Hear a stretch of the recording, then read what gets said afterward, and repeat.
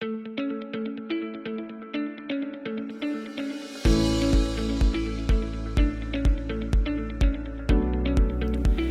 everybody, it's Dr. Kelly. What is the 3 worst words you can use in any learning environment? In this episode, we're going to get into the down and dirty of what those 3 words are, why we want to avoid it, and what you're going to do to actually foster a learning environment where people are leaning forward into your information because you're going to be using information they already know. Let's get into it right now. Hey everybody, it's Dr. Kelly. I used to be a teacher in the toughest classrooms in the worst neighborhoods with the most difficult students.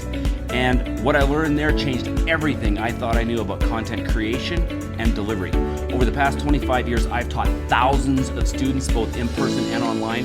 And what I can tell you is that effective online engagement is the hardest thing you'll ever do without guidance. So I've dedicated this channel to showing people exactly how to capture attention, hold engagement, and create transformation. Every single part of it. I love learning, I love teaching and making an impact, and that's all you're gonna find right here. All right, so big question, what are the 3 worst words? 3 worst words in any learning environment are, hey, I need you to memorize this. Memorize. Hey, I need you to study this. Hey, reread this so you have it fresh in your mind. Let me tell you about all the studies on memorization, study, or reread. Absolutely close to no benefit in any long-term learning environment. Yes, if I reread something and you ask me a question within the first few minutes of me rereading it, I can recite it, but I can tell you this, most people have no idea how to memorize. They have absolutely zero idea what study means, and reread means literally holding up something and rereading it, putting it down and forgetting it because you never allowed or fostered the environment which brings forward their past knowledge.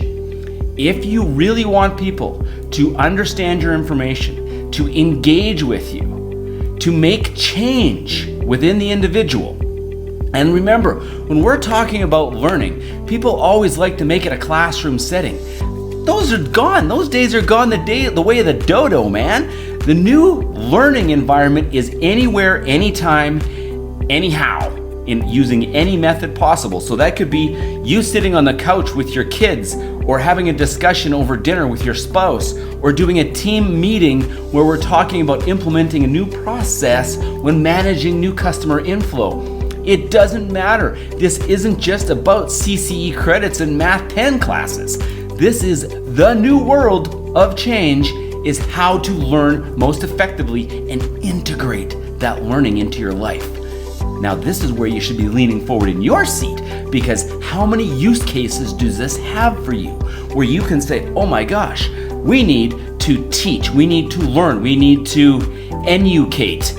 That's our new word. I'm going to describe that later. But we need to educate our patients, our customers, our staff on what is great about our business, what is amazing about how we operate, and then we can take them through the steps of that process. So let's get into it. How do we do that? How do we take new information and get people to assimilate it so that that information becomes theirs? We do it by attaching that information to information they already know. So one of the ways that you do this is you have to know your audience. Know your audience. And this goes think of Marketing 101. In Marketing 101, the very first thing you need to do is create we call it now an avatar, but it was your customer profile. Who's your customer? In the case of creating change or fostering change through education, your customer is whoever the heck you're talking to. So if you're talking to your kids, your spouse, your staff, your customers, that's the education process. And in that, we need to ask questions. You need to be asking questions, and you need to come in with knowledge about what they already know. That is how we can now attach this information, this new information, to information that they already have. And that's when we start to make change. An excellent example. When I'm talking to my own kids, about managing their own states, about coming into an exam, about coming into a difficult conversation in the right state, one of the first things I do is I've attached a stop sign to their emotional state, because attaching a stop sign means, whoa, I already know what a stop sign is. I can see it crystal clear in my mind. I know what happens when you hit a stop sign. You stop.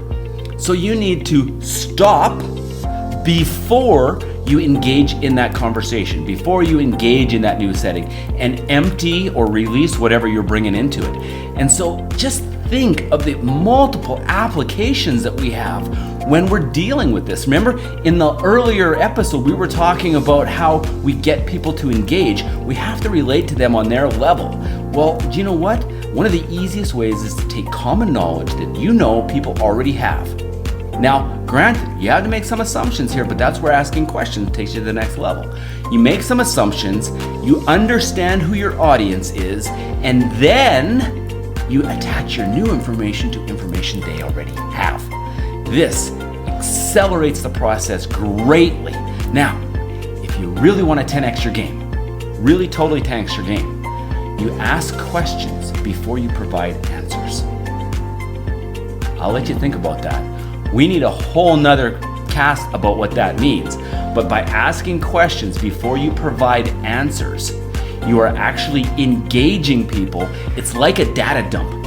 If you were to say, hey, what do you know about X?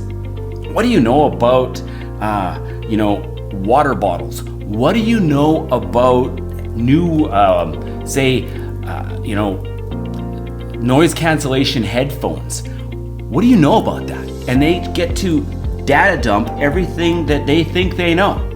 And it's the start process of where your brain will actually start to try to look and link new information to old information. And that is where change happens. When you tell someone to memorize, if you don't have them in the right state, or study, which means absolutely nothing to almost everyone, or reread, all you've really done is reinforce a negative pattern. And we're gonna get into why learners don't learn in the next episode. But in this episode, start attaching your information to information people already have. That's how we create massive change. That's how you assimilate your information into information that's already owned by your customer, your student, your client, your kids. And that's how they can use your new information to really make massive changes in your life. All right, everybody, I'm Dr. Kelly. Remember, go out there, make a difference, attach your information they already have, and you're gonna see massive changes in your customers.